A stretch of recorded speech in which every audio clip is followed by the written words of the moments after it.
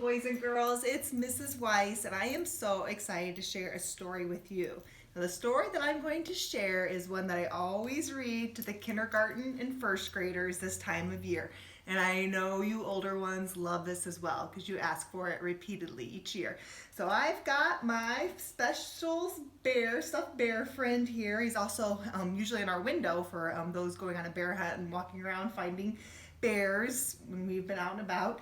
And I have my special blanket that Lucy crocheted for me. It's my favorite one. And then I've got Rocky. We'll see how long he lasts here.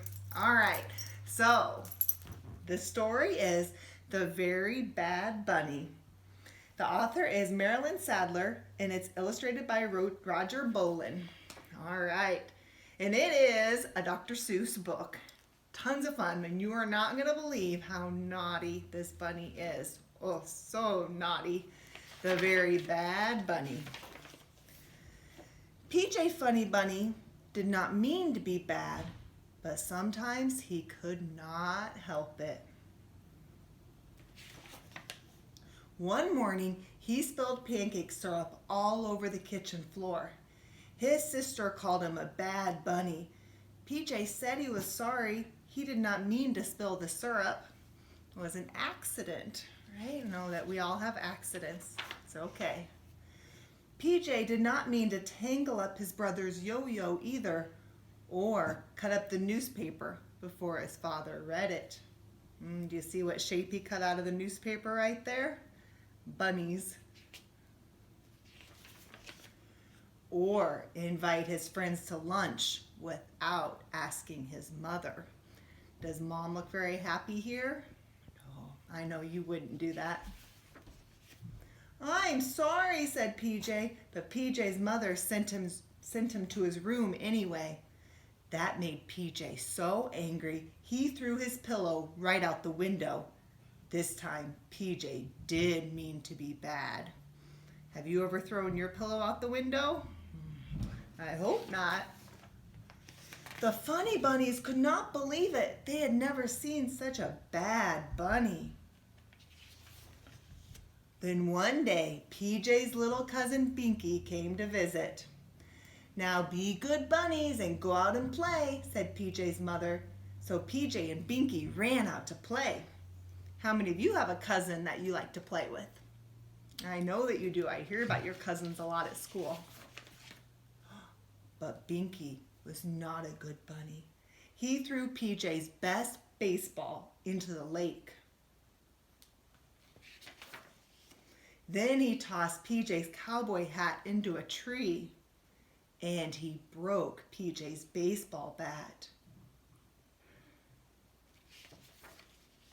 He even let go of PJ's balloon, and Binky never, ever, ever once said, "I'm sorry." Be nice, Binky, said PJ, or I will not play with you anymore. But Binky did not listen. He used PJ's crayons without asking, and he left them in the sun. What happened to them? They melted, didn't they? Then he took the wheels off PJ's bike. That is not safe. That does it, says PJ. I'm taking you back to the house. But Binky was just as bad in the house. First, he glued all of PJ's checkers together. Then he ate the last cookie in the cookie jar. He painted bunnies all over the living room wall.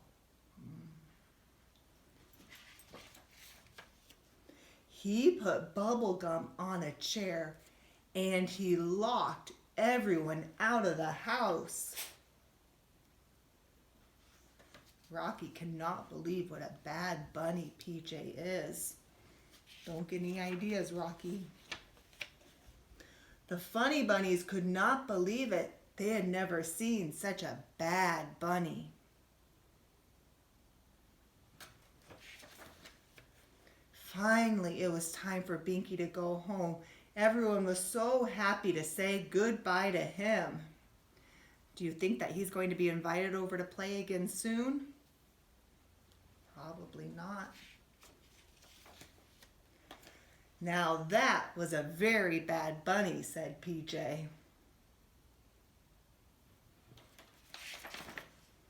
And all the funny bunnies had to agree. Oh, so boys and girls, there was a big difference between Binky and PJ. Who knows what it was? The big difference between Binky and PJ. Binky never, ever, ever said, "I'm sorry." But PJ, the things he did, they were an accident. He didn't mean to, and he did say he was sorry. So even if something happens and it's not always your fault, it is always important to say, "I'm sorry." So boys and girls, thank you so much for listening to one of my favorite stories. I think that even put Rocky to sleep during the bedtime story, so that was pretty perfect. All right, good night.